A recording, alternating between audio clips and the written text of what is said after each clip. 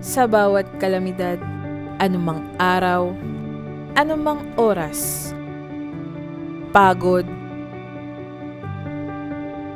puyat, pangamba.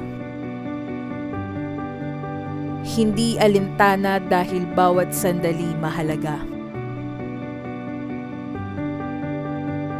Kaligtasan ng bawat isang pabloy, iyan ang prioridad.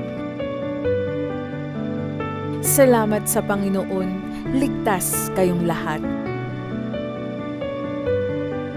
Salamat sa Panginoon, ligtas ang bawat isang San Pableño.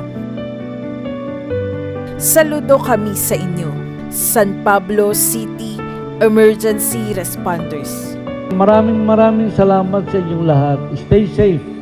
Ibig sabihin, much as we would like to help others, abay nyo rin alagaan ng inyong sarili na huwag kayong susugod ng alanganin.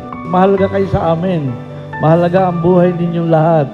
So kailangan ay para makatulong tayo ng tuloy-tuloy ng marami pang pagkakataon, maraming taon, abay alagaan ninyo inyong sarili. Thank you very much from the bottom of my heart sa inyong ginagawang efforts. Thank you very much.